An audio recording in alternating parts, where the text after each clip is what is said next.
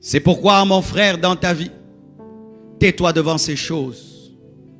Lorsque tu vas vers un chantier et qu'il est inachevé, ne juge pas, ne parle pas. Tu ne sais pas ce qu'il sera. Tu ne connais pas le plan de l'architecte. Et tu peux voir qu'il n'y a qu'un trou. Mais ce n'est pas un trou. C'est un immeuble de 10 étages. Et des fois, les gens que nous rencontrons sont comme des chantiers. Il n'y a qu'un trou. Et tu le regardes, tu le méprises. Alors que dans 10 ans, 20 ans, ce sera un gratte-ciel. Taisez-vous devant la destinée des hommes. Ne parlez pas beaucoup devant la destinée des hommes.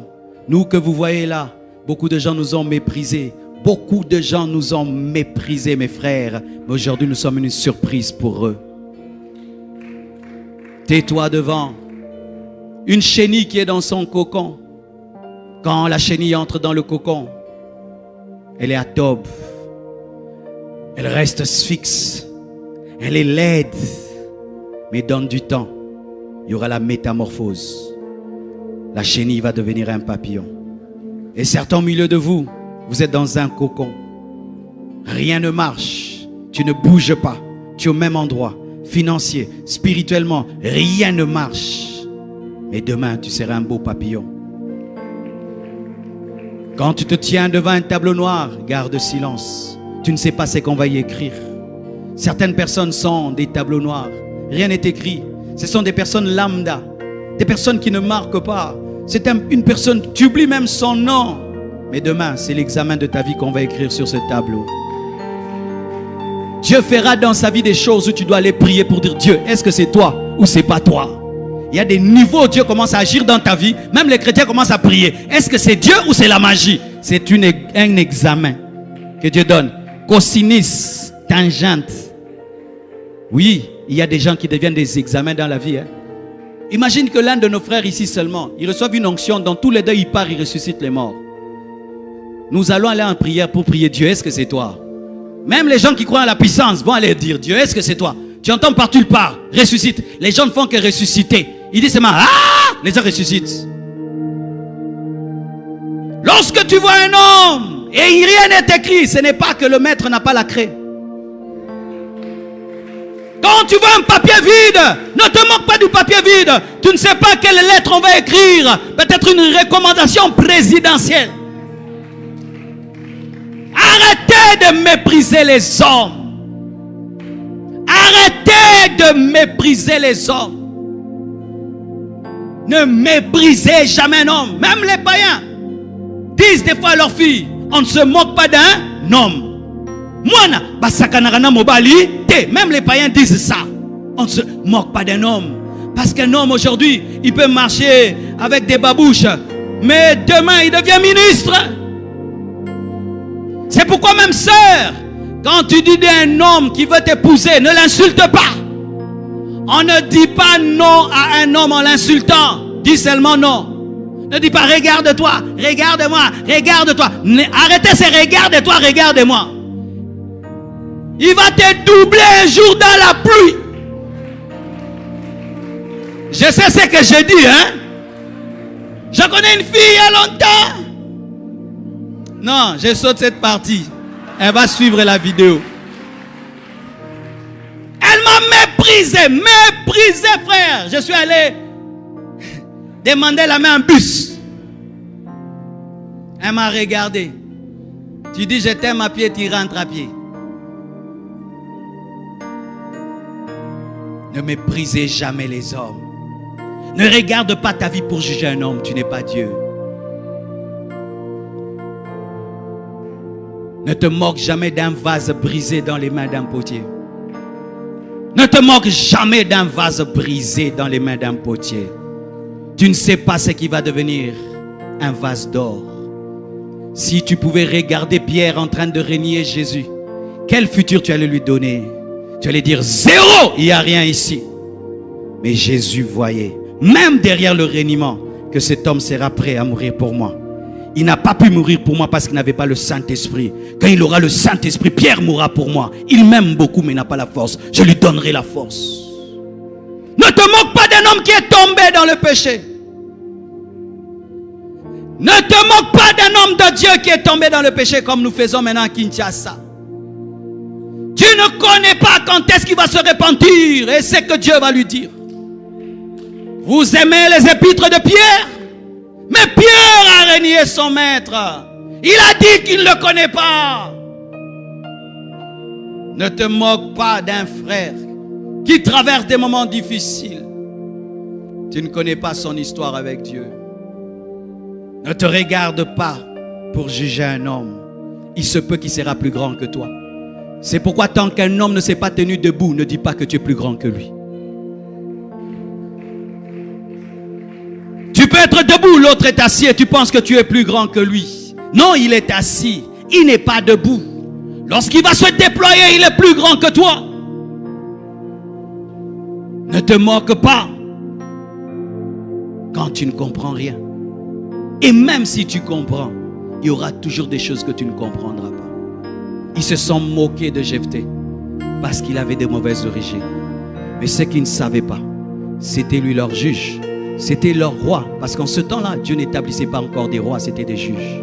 Celui qui était le fils de la prostituée, c'est lui que Dieu avait choisi pour les sauver, les protéger, les défendre. Mais ils l'ont jugé selon des hommes. C'est pourquoi dans l'église, nous devons vivre dans le respect. Moi, j'ai appris à respecter les gens à l'église, mes frères.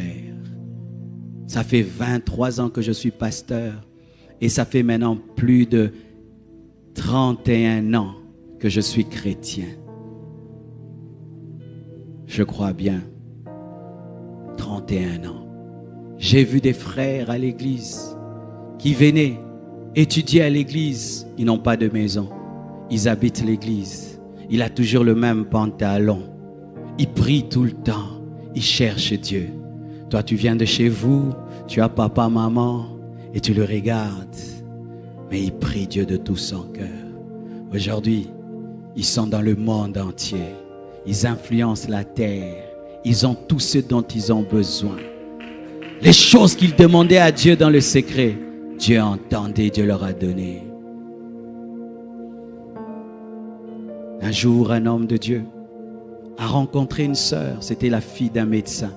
Il lui a dit, ma sœur, j'aimerais t'épouser. Et la sœur voyait le frère à l'église. Et il était bien habillé des fois. Et puis il dit, frère, je viendrai te visiter. Et ce jour-là, elle est arrivée quand le frère ne s'y attendait pas. Et la sœur arrive. Il y avait une porte. Elle entre, c'était une belle maison. Et puis elle pose la question, où est le frère Sonny? Elle dit, frère Sonny, il est derrière. Elle était déjà étonnée qu'on ne dise pas qu'il est dans la grande maison. Frère Sonny habitait dans cette grande parcelle, mais dans la petite guérite. Et elle va. Elle trouve le frère Sonny qui dormait sur un lit dont lui-même avait le secret. Tu connais ces lits là, il faut que tu t'assieds avec expérience et sagesse. Et lui, il était malade. Et trouve le frère Sonny là. Hey, tu habites ici? Oui, j'habite ici. Ah, Seigneur. Elle a dit n'importe quoi. Si la situation d'un frère est misérable, ne crache pas dessus. Tu peux te retirer seulement, mais ne crache pas dessus. Elle a jugé ce frère en fonction de son présent. Et lui a dit, mais Dieu, un jour changera ma vie. Ah, excuse-moi. Elle est partie. Et puis elle a épousé un médecin. Vous voyez, les médecins des fois sont non payés. Et ils grèvent. On bouffe leur argent. Et lui, il est devenu rockman. Et un jour, il passait, il y avait la pluie. C'est lui qui m'avait raconté ça quand il nous prêchait. Et il voit la sœur avec son médecin sous la pluie avec un parapluie. Il s'est arrêté. Et ils sont entrés. Il les a amenés chez eux. Mais il s'est arrangé de passer d'abord par chez lui.